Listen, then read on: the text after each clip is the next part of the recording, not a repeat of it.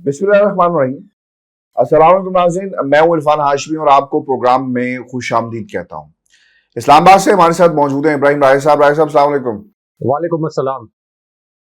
राय साहब, तीन खबरों पर तफसील से हम बात करेंगे। पहली खबर, सबसे बड़ी समात और सबसे बड़ा फैसला, किसकी नाअहली और किसकी बरतरफी, ये कहानी अपने सुनने वालों के सामने रखेंगे। सुप्रीम कोर्ट ऑफ पाकिस्तान का एक इंतहाई अहम फैसला है, इसके हवाले से सुनने वालों को आगाह करेंगे। और फिर मरीम नवाज के खिलाफ पाकिस्तान की अदालतों की तरफ से पहला एक्शन हुआ है और क्या बड़ा अदालती फैसला आ गया है, ये भी बताएंगे। और फिर इमरान खान ने पहली दफा जनरल आसिम मुनीर, पाकिस्तान के आर्मी चीफ के मुतल्लिक सबसे बड़ा इंकिशाफ किया है, ये कहानी भी सुनने वालों के सामने रखेंगे। राय साहब, पूरा जोर लगा दिया गया है खान साहब ने पाकिस्तान के ऊपर और इस निज़ाम के ऊपर एक एहसान ये किया कि तमाम लोगों को मुकम्मल तौर पर एक्सपोज कर दिया। इदारों के खिलाफ जो हमारे कौमी इदारे हैं, वहां पर किस किस्म के लोग बैठे हैं, उनके हवाले से पाकिस्तान में लोगों की एक राय है। खान साहब तनकीद करते हैं और इस तनकीद के अंदर अब अवाम की आवाज भी शामिल होती जा रही है। माफियाज ने पाकिस्तान की अदालतों को डिवाइड कर दिया, माफियाज ने पाकिस्तान के निज़ाम को डिवाइड कर दिया, माफियाज ने अपने माजी के दुश्मनों को आज अपने मफादात की खातिर हाथ मिला लिया, इकट्ठे बैठ गए, इकट्ठे खाते हैं और अब वादे भी इकट्ठे ही करते हैं। राय साहब, खान साहब ने क्या कुछ कहा है, कुछ इंकशाफात किए हैं, पाकिस्तान में किस किस्म के हालात हैं, मार्शल लॉ लगेगा या नहीं लगेगा, बात क्या मेरे अजीज हमवतनों तक पहुंच चुकी है, इस पर भी बात करेंगे। और राय साहब, सुप्रीम कोर्ट ऑफ पाकिस्तान का क्या फैसला आया, ये एक इंतहाई अहम समात है और जिसके लिए पुलिस की भारी नफरी को सुप्रीम कोर्ट ऑफ पाकिस्तान के बाहर जो है वो तैनात किया गया और लोगों की कोशिश थी कि वो सुप्रीम कोर्ट के अंदर जाते, लेकिन रोका गया है। ये कहानी भी बताएंगे। लेकिन राय साहब, ये जो जुमला है ना, मेरे लिए इंतहाई अहम है क्योंकि इस वक्त मुल्क के अंदर एनार्की हमें नजर आ रही है। लोग कहते थे कि खाना जंगी हो जाएगी, आज लोग आटे के लिए लड़ रहे हैं। सर्वाइवल की जंग जो है पाकिस्तान की अवाम लड़ रही है। सियासतदान दस्ते गिरेबान हैं और अब तो अदालतों का भी गिरेबान पकड़ा जा रहा है। राय साहब, इन हालात के अंदर आप और मैं, हमारे जैसे जितने भी पाकिस्तानी हैं, वो ये बात जरूर सोचते थे कि शायद हालात जो है वो इमरजेंसी की तरफ जा रहे हैं। एक बहाना बनाकर शायद इस तरह की सिचुएशन पैदा की जा सकती है कि सियासी जमातें आपस में मिलकर बैठकर बात करने के लिए तैयार नहीं है, अदालतों के ऊपर किसी को एतमाद नहीं रहा और फुल बेंच होगा, हाफ बेंच होगा, किस किस्म के बेंच बनाए जाएंगे, इस पर भी किसी को एतमाद नहीं रहा, इलेक्शन होने को कोई तैयार नहीं है। तो लिहाजा हालात जो हैं वो एक्स्ट्रा ऑर्डिनरी हो गए और ये रास्ता हमवार कर रही है चीज के मुल्क के अंदर इमरजेंसी लगाई जा सकती है। खान साहब ने एक जुमला कहा और पूरी की पूरी सिचुएशन को उन्होंने बंद कर दिया, फुल स्टॉप लगा दिया इस ख्याल के आगे। वो ये कहते हैं कि पाकिस्तान में अब मार्शल लॉ नहीं लग सकता, अगर वक्त आया तो हम सड़कों पर निकलेंगे। 30 साल मुल्क को लूटा, करप्शन उनके नजदीक कोई बड़ी चीज नहीं है, ये जिक्र हो रहा है। खान साहब ने जो जिक्र किया है, राय साहब ये जिक्र कर रहे हैं शरीफ खानदान का। फिर खान साहब ये भी कहते हैं कि पैसा चोरी करके बाहर जाते हैं, फिर एनआरओ लेकर वापस आते हैं। जब इन लोगों की बात करते हैं तो एनआरओ बीच में आ जाता है। मरीम नवाज शरीफ रंगे हाथों पकड़े गए। उन्होंने सवाल उठाया कि मैंने एक एक पाई की मनी ट्रेल पेश की, लोग क्यों नहीं दे रहे। राय साहब, यही तो मसला है, पाकिस्तान के अंदर मनी ट्रेल मिलती नहीं है, इंसाफ मिलता नहीं है, हुकूमत का तख्ता उलट दिया जाता है और अब इसी किस्म की कोशिश जो है वो की जा रही है। आपको लगता है ऐसा, जिस शहर में आप बैठे हैं, कि मार्शल लॉ लग सकता है, हालात अब ऐसे हैं कि मार्शल लॉ की तरफ हम जा रहे हैं, या फिर अभी मार्शल लॉ वाली जो बात है वो बहुत दूर है? हाशमी साहब, एक तो इमरजेंसी प्लस और एस्टैब्लिशमेंट इस वक्त क्या फार्मूला सोच रही है और किस किस्म की वाइब्स हैं, इसके मुतल्लिक जो इस्लामाबाद में इक़्तिदार की राहदारियों में 2 इतलात गर्दिश कर रही हैं, वो भी अपने व्यूअर्स के साथ शेयर करते हैं। लेकिन इमरान खान साहब ने army chief general Asim Munir के मुतल्लिक जो इंकशाफात किए हैं, ये भी बहुत अहम नोयत के हैं, जो कि उन्होंने उर्दू न्यूज़ के साथ एक इंटरव्यू में पहली मरतबा ये नुकात बयान किए जनरल आसिम मुनीर के मुतल्लिक। ये हमारे दोस्त हैं खुर्रम शहजाद, उन्होंने उर्दू न्यूज़ के लिए ये इंटरव्यू किया। اچھے ایک بڑے صحافی ہیں, انٹرنیشنل لیول پر ہم اکٹھے ٹریول کرتے رہے ہیں, تو میں نے اس انٹرویو کو بڑے غور سے دیکھا, پرکھا. اس کے اندر سے جو ہیڈ لائنز نکل سکتی تھی وہ ساری ہیڈ لائنز جو تھی ان کو میں نے جانچا. ایک تو سوال یہ کیا گیا عمران خان صاحب کے سے army chief general Asim Munir کے متعلق کہ کیا کوئی ذاتی اختلاف ہے, کیا army chief general Asim Munir اور عمران خان صاحب کے درمیان ذاتی کوئی نوعیت کا اختلاف ہے. یہ سوال کیا گیا تھا اردو نیوز کی جانب سے عمران خان صاحب سے. اس پر خان صاحب نے کہا کہ مجھے یہ تو نہیں پتا کہ کوئی ذاتی اختلاف ہے یا نہیں ہے, مجھے اس قسم کے اختلاف کے بارے میں علم نہیں ہے, لیکن مجھے یہ پتا ہے کہ جناب باجوہ کے دور میں ہمارے اوپر بہت زیادہ تشدد کیا گیا تھا. 25 مئی کا جو لانگ مارچ تھا اس کے متعلق جب پولیس والوں نے ہمارے لانگ مارچ کے شرکاء پر تشدد کیا تو ہم نے پولیس والوں سے پوچھا کہ آپ نے کس طریقے سے پنجاب میں ہماری حکومت ہونے کے باوجود ہم پر تشدد کیا. تو پولیس والوں نے کہا کہ اس کے آرڈر جو ہے وہ پیچھے سے آئے تھے, یعنی ان کا اشارہ تھا کہ جناب باجوہ جو ہے یہ پورے جو تحریک انصاف کے اوپر تشدد ہوا اس میں جناب باجوہ ملوث تھے. اس کے بعد خان صاحب نے کہا کہ ہمارا خیال تھا کہ جناب باجوہ جب جائے گا, یہ الفاظ تھے ان کے, جب باجوہ جائے گا تو اس کے بعد یہ پالیسی تبدیل ہو جائے گی. لیکن خان صاحب نے کہا کہ ہمیں یہ لگتا ہے کہ اس پالیسی میں مزید شدت آ گئی ہے اور ہمارے اوپر جو تشدد کا سلسلہ ہے یہ زیادہ بڑھ گیا ہے, اس کی انٹینسٹی جو ہے یہ زیادہ ہو گئی ہے اور اب پرتشدد واقعات جو ہیں وہ زیادہ ہو رہے ہیں. اس سے ہمیں یہ لگتا ہے اور ہماری آبزرویشن یہ ہے کہ باجوہ کی جو پالیسیز تھیں وہ اب بھی جاری ہیں اور انہی پالیسیز کے تحت تحریک انصاف کو کرش کرنے کی کوشش کی جا رہی ہے. اس کے بعد عمران خان صاحب سے یہ سوال بھی کیا گیا کہ کیا army chief general Asim Munir اور آپ کے درمیان کوئی رابطہ ہوا یا فوجی قیادت اور آپ کے درمیان کسی قسم کے رابطے ہیں, جیسے اس سے پہلے صدر عارف الوی نے کوشش کی تھی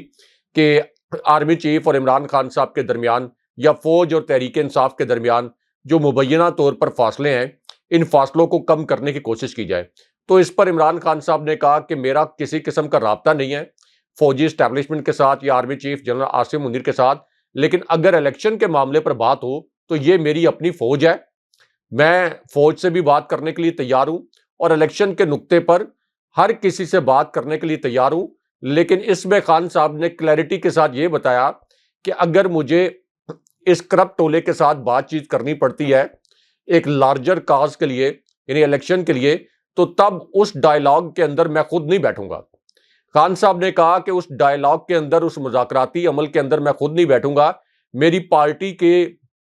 جو دیگر رہنما ہیں وہ ضرور بیٹھیں گے, لیکن میں ان کے ساتھ بیٹھ کر اپنے بیانیے کی نفی نہیں کر سکتا. اس کے بعد خان صاحب نے جناب باجوہ کے متعلق 2-3 اور بڑے انکشافات کیے. ایک تو عمران خان صاحب نے کہا کہ جب جناب باجوہ نے رجیم چینج آپریشن کے بعد ان کو یہ احساس ہو جانا چاہیے تھا کہ عوام کدھر کھڑی ہے اور عوام میں اور فوج میں جناب باجوہ کی پالیسی کی وجہ سے فاصلے پیدا ہو رہے تھے, تو اس وقت جناب باجوہ کو اپنا یہ ڈیسیژن جو کہ رجیم چینج آپریشن کا تھا اس کو ریورس کرنے کا ان کے پاس موقع تھا, کیونکہ 7-8 ماہ تک وہ آرمی چیف رہے. لیکن چونکہ نواز شریف کے ساتھ اور شہباز شریف کے ساتھ جناب باجوہ کی ڈیل ہو چکی تھی, تو اس ڈیل کی وجہ سے 22 کروڑ عوام کی خواہشات کو جناب باجوہ نے روندا اور کرپٹ ٹولے کے ساتھ جناب باجوہ کھڑا ہو گیا. یہ الفاظ بھی عمران خان صاحب نے ادا کیے. اس کے بعد خان صاحب نے کہا کہ مجھے نہیں لگتا کہ یہ اکتوبر میں بھی الیکشن ہوں گے, اور یہ کرپٹ ٹولہ ہوتا کون ہے کہ سپریم کورٹ کا فیصلہ نہ مانے. ان کی حیثیت کیا ہے کہ یہ کہیں کہ ہم سپریم کورٹ کا فیصلہ نہیں مانتے, اور نواز شریف نے سپریم کورٹ کو تقسیم کیا ہے. اس سے پہلے بھی یہ سپریم کورٹ کے جج صاحبان میں تقسیم پیدا کرتا رہا ہے, یہ پیسہ بھی چلاتا ہے سپریم کورٹ پر, دھوس دھاندلی بھی, دھوس اور دباؤ بھی استعمال کرتا ہے, اور اسی طرح لالچ بھی دیتا ہے, اور اسی وجہ سے اس نے اس سے پہلے بھی سپریم کورٹ پر ایک حملہ کروایا تھا. یہ بھی عمران خان صاحب نے اس انٹرویو میں 2-3 جو نکات تھے وہ بیان کیے. اس کے بعد ہاشمی صاحب عمران خان صاحب نے ایک بڑا اعلان بھی کیا, کیونکہ ایک ایسی صورتحال میں جب یہ سیسیلین مافیا چیف جسٹس صاحب پر اور سپریم کورٹ کے جج صاحبان پر حملہ آور ہے, چیف جسٹس صاحب کے خلاف ریفرنس لانے کی بات کی جا رہی ہے, اور ریفرنس لانے کی بات کون کر رہا ہے؟ رانا ثناء اللہ, جن کی شہرت ایک قاتل کی ہے. وہ یہ کہہ رہے ہیں کہ چیف جسٹس کے خلاف اور سپریم کورٹ کے 3 جج صاحبان کے خلاف ہم ریفرنس لائیں گے. تو عمران خان صاحب نے کہا کہ ہماری جماعت پوری طرح سپریم کورٹ کے پیچھے کھڑی ہوگی,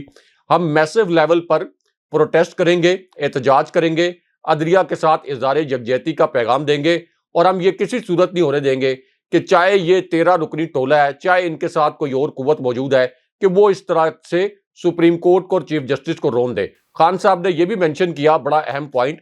کہ یہی بینچ تھا کم و بیش جس نے ڈپٹی اسپیکر قاسم سوری کی رولنگ کو مسترد کیا تھا, اور ہماری حکومت اس کے نتیجے میں ختم بھی ہوئی, اور ہم نے جو اسمبلی توڑی تھی جس کے نتیجے میں فوری الیکشن ہو سکتے تھے, تو اس وقت اسی بینچ نے ہماری اسمبلی توڑنے کے فیصلے کو, ڈپٹی اسپیکر قاسم سوری کے فیصلے کو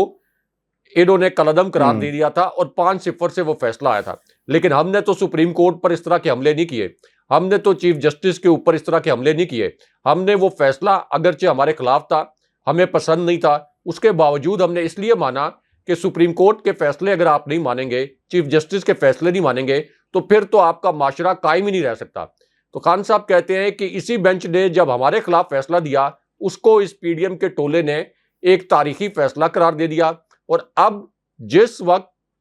یہ فیصلہ ان کے خلاف آ سکتا ہے, اور تمام میں نے قانونی ماہرین سے بات کی ہے جو یہ کہتے ہیں کہ سپریم کورٹ بھی 90 دن کے باہر, یعنی 90 دن کے اندر الیکشن کرانا جو ایک آئین کے تحت لازم ہے, اس کے باہر جب نہیں جا سکتی سپریم کورٹ, تو اب ان کو پتہ چل گیا ہے کہ ہمارے خلاف ممکنہ طور پر فیصلے آ سکتے ہیں. تو اس وجہ سے یہ سسیلین مافیا بن کر سپریم کورٹ پر حملہ آور ہیں. پھر اظہر مشوانی کے متعلق بات کی, پی ٹی آئی کے جو ایک لیڈر ہیں, عمران خان صاحب کے فوکل پرسن بھی ہیں اور بڑے ہارڈ ورکنگ ہیں, ان کے متعلق خان صاحب نے کہا کہ جس طرح سے ان کو اغوا کیا گیا, تو ہمیں پتہ ہے کہ کن لوگوں نے اظہر مشوانی کو اغوا کیا, 7-8 دن تک انہیں کن حالات میں رکھا گیا. ہمارے ایک اور سوشل میڈیا لیڈ کو بلوچستان کے علاقوں سے اغوا کیا گیا تھا, اور ممکنہ طور پر ان پر تشدد بھی کیا گیا. اسی وجہ سے انہوں نے پھر پی ٹی آئی کا سوشل میڈیا سیل چھوڑنے کا اعلان کیا. تو عمران خان صاحب نے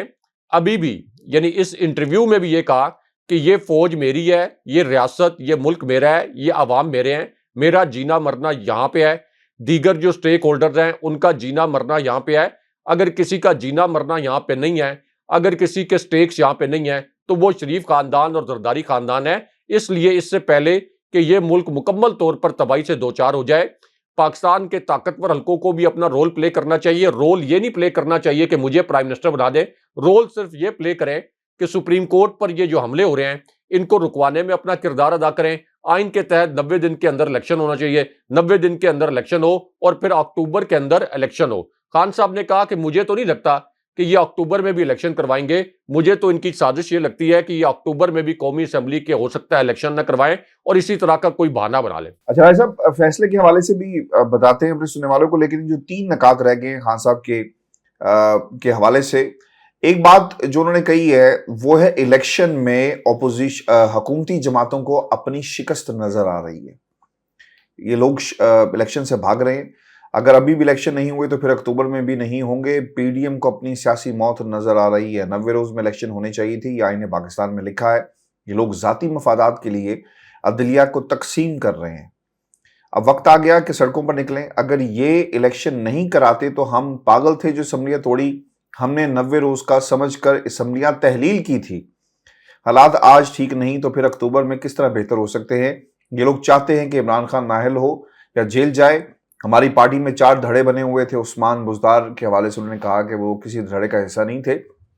بہتر کام کر رہے تھے, اس لیے میں نے انہیں کام کرنے دیا, اور پھر انہیں ماشاء اللہ کی بات کی. ایسا یہ جو معاملہ ہے, اسمبلیاں اگر انتخابات نہیں ہوتے تو پھر لوگوں کو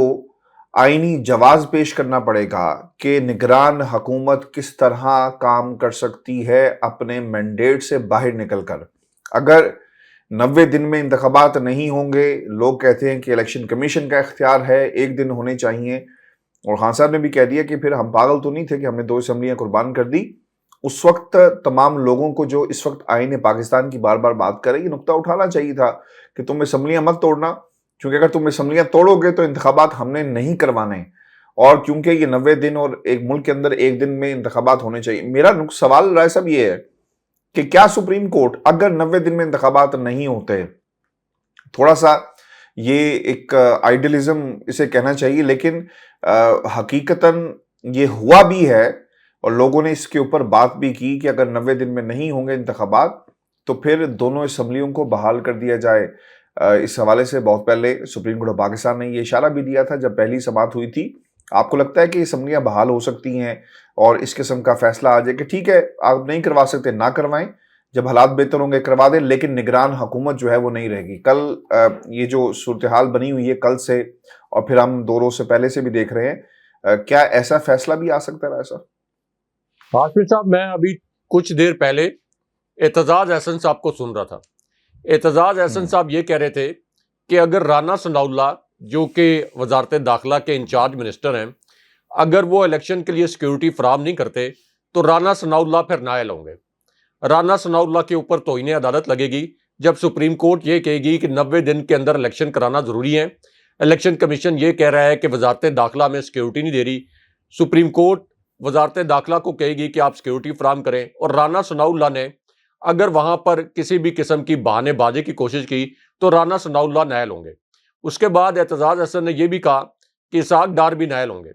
اگر انہوں نے سپریم کورٹ میں جا کر یہ کہا الیکشن کمیشن نے کہ وزارت خزانہ میں فنڈز نہیں دے رہی، تو اسحاق ڈار کو سپریم کورٹ طلب کرے گی اور ان سے کہے گی کہ آپ یہ فنڈز جاری کریں۔ اگر یہ فنڈز جاری نہ کیے گئے تو پھر اسحاق ڈار کو گھر جانا پڑے گا، توہین عدالت بھی لگے گی اور ان کی نائلی بھی ہوگی۔ اور اعتزاز احسن صاحب کا تیسرا نقطہ یہ تھا کہ سپریم کورٹ کے پاس بھی یہ آپشن نہیں ہے، یعنی سپریم کورٹ کے پاس بھی یہ آپشن نہیں ہے کہ 90 دن کے اندر وہ الیکشن نہ کرانے کا حکم دیں۔ اور جہاں تک آپ نے بات کی کہ اسمبلیاں بحال کرنے کا، تو یہ بھی سپریم کورٹ کا اختیار نہیں ہے اس وقت، کیونکہ اسمبلیاں بحال کرنے کے لیے کوئی پٹیشن سپریم کورٹ کے پاس نہیں گئی۔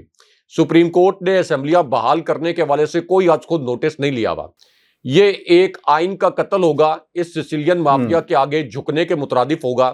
اس سیسیلین مافیا کا جو دباؤ ہے، اس کا مطلب یہ ہوگا کہ وہ دباؤ کام کر گیا ہے۔ اگر سپریم کورٹ اس قسم کا فیصلہ دیتی ہے کہ اسمبلیاں بحال کر دی جائیں، کس بنیاد پر اسمبلیاں بحال کی جائیں؟ چیف ایگزیکٹو کے پاس آئین کے تحت یہ اختیار ہوتا ہے کہ وہ اسمبلی تحلیل کرنے کی ایڈوائس جو ہے وہ بھجوا سکتا ہے گورنر کو، اور اسی طرح وفاق میں چیف ایگزیکٹو پرائم منسٹر ہوتا ہے تو وہ اسمبلی ڈیزالو کرنے کی ایڈوائس جو ہے وہ صدر کو بھجوا سکتا ہے۔ اور اگر 48 گھنٹے کے اندر صدر یا گورنر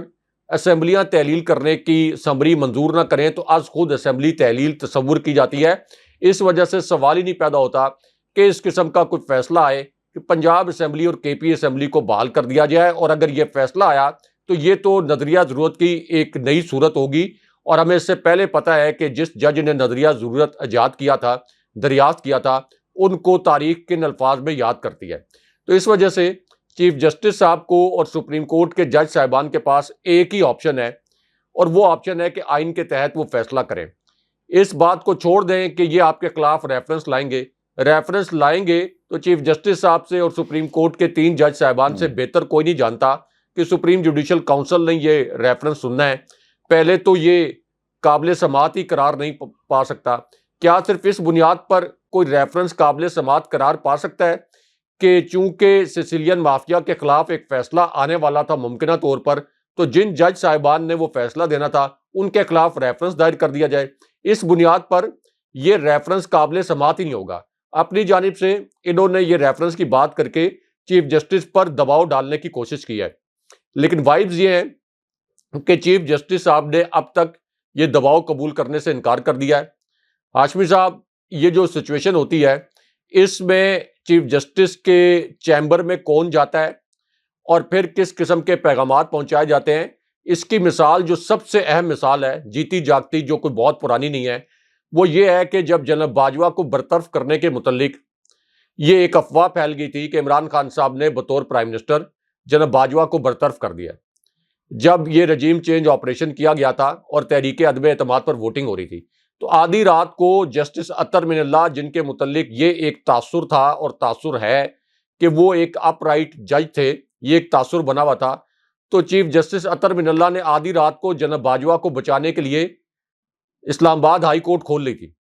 اور چیف جسٹس صاحب یعنی جسٹس اطہر من اللہ اس وقت یہ تاثر دیتے تھے کہ وہ بڑے اینٹی اسٹیبلشمنٹ ہیں، لیکن چیف جسٹس بھاگے آدھی رات کو اپنے بستر سے اٹھ کے پہنچ گئے تھے اسلام آباد ہائی کورٹ۔ تو آپ کا کیا خیال ہے اور ہمارے ویورز کا کیا خیال ہے کہ چیف جسٹس صاحب آدھی رات کو کیوں پہنچے اسلام آباد ہائی کورٹ؟ ان کو کسی نے پیغام دیا گیا ہوگا، کیونکہ جس پٹیشنر نے وہ پٹیشن ڈالی تھی وہ بھی طاقتور حلقوں کی جانب سے اس قسم کے جو پٹیشنرز ہیں وہ اس قسم کی پٹیشن ڈالتے رہتے ہیں، ان کو جرمانے بھی ہوتے رہتے ہیں، یہ طاقتور حلقوں کے کہنے پر ہی اس قسم کی پٹیشن لے کے آتے ہیں۔ تو آخر کوئی پیغام دیا گیا تھا چیف جسٹس اطہر من اللہ کو، اس وقت اسلام آباد ہائی کورٹ کے جو چیف جسٹس تھے، تو تبھی تو انہوں نے آدھی رات کو جناب باجوہ کو بچانے کے لیے آدھی رات کو عدالت کھول لی تھی۔ آپ اندازہ کر لیں کہ کس طرح سے جج صاحبان کو پیغامات پہنچائے جاتے ہیں، کون کون جا کے ان کے گھروں میں ملتا ہے، کس طرح سے ان کے چیمبر میں ملاقاتیں ہوتی ہیں، کبھی دباؤ ڈالنا، کبھی ریکویسٹ کرنا، کبھی یہ کہنا کہ اس معاملے کو اکوموڈیٹ کر لیں، ہم آپ کو اکوموڈیٹ کر دیں گے، دونوں طرف ون ون سچویشن ہے۔ تو اس لیے یہ بات تو ایویڈنٹ ہے کہ چیف جسٹس صاحب پر، سپریم کورٹ کے جج صاحبان پر بہت شدید قسم کا دباؤ ہوگا، لیکن چیف جسٹس صاحب اور سپریم کورٹ کے جج صاحبان جس عہدے پر موجود ہیں، یہ تو ساری اعصاب کی جنگ ہی ہوتی ہے، اعصاب کی جنگ ہوتی ہے۔ آپ کے فولادی اعصاب ہونے چاہیے، آپ کے فیصلے بولنے چاہیے، کیونکہ جس قسم کے کیسز آپ سنتے ہیں، پوری زندگی آپ نے ایسی قسم کے کیسز سنے ہوں گے، تو اس کے بعد تو آپ کے نرس جو ہیں وہ ویسے ہی اسٹرانگ ہو جاتے ہیں۔ تو آئین کے مطابق فیصلہ آنا چاہیے، اور آج کی سماعت کے متعلق یہ کہا گیا تھا کہ یہ فیصلہ جو ہے وہ پیر والے دن جو ہے وہ آئے گا، اور اس کے نتیجے میں اعتزاز احسن صاحب کے بقول بڑی برطرفیاں بھی ہو سکتی ہیں، نااہلیاں بھی ہو سکتی ہیں، اور شہباز شریف کو یوسف رضا گیلانی کی طرز پر سزا بھی ہو سکتی ہے، جیسے یوسف رضا گیلانی نے سوئس حکام کو خط نہیں لکھا تھا سپریم کورٹ کے کہنے کے باوجود، تو یوسف رضا گیلانی کو عدالت میں کہا گیا تھا کہ کھڑے ہو جائیں، 30 سیکنڈ تک یوسف رضا گیلانی کو کھڑے ہونے کی سزا دی گئی تھی، اس بنیاد پر وہ نااہل ہوئے تھے، اور 5 سال کی ٹرم کے لیے وہ نااہل قرار پائے تھے۔ تو یہی سب کچھ شہباز شریف کے ساتھ بھی ہو سکتا ہے، اور فواد چودھری نے بھی کہا ہے کہ اب سپریم کورٹ ایک اور وزیر اعظم کو توہین عدالت پر گھر بھیج سکتی ہے۔ اچھا رائی صاحب، مریم نواز کے خلاف یہ پہلا ایکشن ہوا ہے، اس سے پہلے ایک درخواست لاہور ہائی کورٹ میں دائر کی گئی، اور جس قسم کی ہرزہ سرائی کی گئی، پاکستان کی اعلیٰ عدلیہ کے ججز پر حملے کیے گئے، لاہور ہائی کورٹ کو دماد ہائی کورٹس کہا گیا، ایک بار نہیں متعدد بار کہا گیا، ترازو کے پلڑے برابر کرو، اور نہ جانے کیا کہ کچھ جو ہے وہ مریم نواز نے کہا پاکستان کی اعلیٰ عدلیہ کے ججز کو، ان کی شکلیں دیکھو، اور پھر ان کے حوالے سے اور بھی طرح طرح کے نام جو ہے ان کی سوشل میڈیا ٹیم کی طرف سے بھی رکھے گئے۔ رائے صاحب، ایک درخواست گئی تھی ہائی کورٹ کے اندر جسے یہ کہہ کر مسترد کر دیا گیا کہ جناب یہ قابل سماعت نہیں ہے، یعنی ججوں کی توہین ہو رہی ہے اور قابل سماعت معاملہ نہیں ہے۔ میں تو سلوٹ پیش کروں گا اس جج کو جس نے اپنے جو ساتھی ججز تھے ان کے بارے میں جو تصحیح کی جا رہی تھی مریم نواز کی طرف سے، وہ یہ درخواست مسترد کر دی کہہ کر کہ جناب یہ قابل سماعت نہیں ہے۔ اب ایک درخواست آئی ہے رائے صاحب، اور ہائی کورٹ کا یہ بڑا اقدام ہے، اور اسے سماعت کے لیے باقاعدہ مقرر کر دیا گیا، یہ ہائی کورٹ کا فیصلہ ہے، اور جب آپ قابل سماعت اور سماعت کے لیے مقرر کر دیتے ہیں تو اس کا مطلب یہ ہوا کہ اس کے اوپر باقاعدہ عدالت جو ہے اپنا اگلا فیصلہ بھی سنائے گی، پہلا فیصلہ قابل سماعت اور اگلا فیصلہ بھی آئے گا۔ اب جو بینچ ہے اس میں 2 رکنی بینچ، ہائی کورٹ کے 2 ججز ہیں جو سماعت کر رہے ہیں، جس میں جسٹس علی باقر نچوی ہیں اور جسٹس انوار الحق پر مشتمل بینچ جو ہے یہ درخواست کی سماعت کر رہا ہے۔ اور اس سے پہلے شاہد رانا نے سنگل بینچ کی جانب سے پٹیشن خارج ہونے کے خلاف یہ جو ہے اپیل دائر کی تھی، اور اس میں موقف یہ اپنایا گیا تھا کہ سرگودا کنونشن میں عدلیہ کے خلاف توہین آمیز گفتگو جو ہے وہ کی گئی ہے، اور اب ایک انتہائی اہم فیصلہ جو ہے وہ منتظر ہے پاکستان کی عوام ان عدالتوں سے، مریم نواز کے حوالے سے کس قسم کا فیصلہ جو کیا جاتا ہے۔ رائے صاحب، یہ بھی ہمیں بتائیں کہ توہین عدالت کی کیا کارروائی کی جائے گی، اور دوسری طرف اسلام آباد میں خبریں یہ آ رہی ہیں کہ شاید ایمرجنسی کی کوئی ہوا بنی ہوئی ہے، اور ججز جب فیصلہ سنائیں گے تب ایمرجنسی لگے گی، تو اس کے کیا اثرات ہوں گے سیاست کے اوپر، اور خاص طور پر اس شخص پر یا اس طاقت کے اوپر جو ایمرجنسی کے مشورے دے رہا ہے۔ ہاشمی صاحب، ایمرجنسی کے متعلق 2 قسم کی اطلاعات اسلام آباد میں اقتدار کی راہداریوں میں اور طاقت کے ایوانوں میں گردش کر رہی ہیں۔ ان میں سے ایک اطلاع تو یہ ہے کہ اگر چیف جسٹس صاحب اور سپریم کورٹ کا یہ جو 3 رکنی بینچ ہے جس میں جسٹس منیب اختر اور جسٹس اعجاز الحسن شامل ہیں، اگر تو یہ 90 دن کے اندر الیکشن کرانے کا فیصلہ دے دیتا ہے تو اس پوری صورتحال میں ایک تجویز یہ سامنے لائی گئی ہے کچھ حلقوں کی جانب سے کہ ایمرجنسی لگا دی جائے، بالکل اسی طرح جیسے سابق صدر پرویز مشرف نے ایک ایمرجنسی امپوز کی تھی عدلیہ کے خلاف، تو اس طرح کی ایمرجنسی لگائی جائے۔ اس ایمرجنسی کے تحت جج صاحبان کے اختیارات جو ہیں وہ ختم کر دیے جائیں، اور جو بنیادی انسانی حقوق ہیں ان کو بھی معطل کر دیا جائے۔ یہ ایک تجویز آپ یہ کہہ سکتے ہیں کہ پہلے مرحلے میں لائی گئی ہے۔ لیکن ہاشمی صاحب اس میں سب سے اہم بات یہ ہے کہ پرویز مشرف کا جو مارشل لا تھا نون لیگ کے خلاف، لوگ اسے بھول گئے تھے۔ شاید اس کی ایک وجہ یہ بھی ہے کہ نون لیگ کی حکومت جب ختم ہوئی تو لوگوں نے مٹھائیاں بھی بانٹی تھیں، اگرچہ میں کبھی بھی اس کی سپورٹ نہیں کرتا کہ کسی بھی حکومت کو مارشل لا کے ذریعے گرایا جائے، یا کوئی بھی ڈکٹیٹر جو ہے وہ کسی بھی حکومت کو اس طریقے سے آئین کو رونتے ہوئے گرائے۔ لیکن اس وقت نون لیگ کی حکومت اتنی غیر مقبول تھی کہ مشرف کے آنے پر بہرحال لوگوں نے مٹھائیاں بانٹی تھیں، اور پہلے 1-2 سال سابق صدر پرویز مشرف بہت مقبول بھی تھے، لیکن بعد میں جب انہوں نے اپنے اقتدار کو طول دیا اور NRO دیا، کچھ غلطیاں ہوئی ان سے جن کا بعد میں انہوں نے اعتراف بھی کر لیا، تو اس کی وجہ سے وہ غیر مقبول ہوئے۔ لیکن بہرحال آخری وقت تک بھی ان کی عوام میں کچھ نہ کچھ ایکسیپٹنس تھی۔ لیکن جو انہوں نے ایمرجنسی لگائی تھی جب انہوں نے جج صاحبان کو قید کیا، اس کو نہیں لوگ بھولے۔ وہ ایمرجنسی سابق صدر پرویز مشرف کے گلے کا توق بن گئی تھی۔ وہ ایک ایسی ایمرجنسی انہوں نے لگائی کہ پوری وکلا برادری، پوری عدالتیں، پوری عوام ان کے خلاف ہو گئی، ان کے خلاف کھڑے ہو گئے۔ تو اگر اسی قسم کی ایمرجنسی لگانے کی فاش غلطی، یعنی پرویز مشرف تو ایک ملٹری ڈکٹیٹر بھی تھے، صدر بھی تھے، اس کے باوجود وہ ایمرجنسی لگا کر بچ نہیں سکے، اتنی بڑی طاقت ہونے کے باوجود۔ تو یہاں پر تو ایک کرپٹ ٹولہ ہے، پرویز مشرف کم سے کم اس طرح کرپٹ تو نہیں تھے، یہاں پر تو ایک کرپٹ ٹولہ ہے، مکمل طور پر کرپٹ ٹولہ، جو کہ عدالتوں سے مفرور اشتہاری مجرم قرار پایا۔ تو جو عدالتوں سے مفرور اشتہاری اور مجرم قرار پایا ہوا ٹولہ ہے، اگر وہ اس طرح کی ایمرجنسی نافذ کرتا ہے جس سے جج صاحبان کے اختیارات کو ختم کیا جاتا ہے یا جج صاحبان کے فیصلوں کو کالعدم کیا جاتا ہے، تو پھر تو بڑا زبردست قسم کا ریئیکشن آئے گا۔ تو اس وجہ سے یہ جو تجویز کچھ حلقے پیش کر رہے ہیں، مجھے نہیں لگتا کہ یہ کوئی قابل عمل تجویز ہے یا اس کے اوپر عمل کیا جائے گا۔ اسی طرح GHQ کے متعلق اور اسٹیبلشمنٹ کے متعلق بھی کچھ حلقے یہ کہہ رہے ہیں کہ پورا نظام اس پوری صورتحال میں لپیٹا جا سکتا ہے اور کوئی مارشل لا 1-2 سال کے لیے لگایا جا سکتا ہے۔ یہ بھی ہاشمی صاحب کوئی پلان ایگزیکیوٹ نہیں ہو سکتا۔ یہ 2023 ہے، 2023 میں آپ مارشل لا نہیں لگا سکتے، کیونکہ مارشل لا لگائیں گے تو اس کے اوپر ایک مزاحمت آئے گی، انٹرنیشنل لیول پر ایک ریزنمنٹ آئے گا، آپ عالمی سطح پر مزید تنہا ہو جائیں گے، اور مارشل لا جو ہے وہ موجودہ مسائل کا حل بھی نہیں ہے۔ موجودہ مسائل کا صرف ایک ہی حل ہے، پوری دنیا کے اندر یہ آزمودہ فارمولہ ہے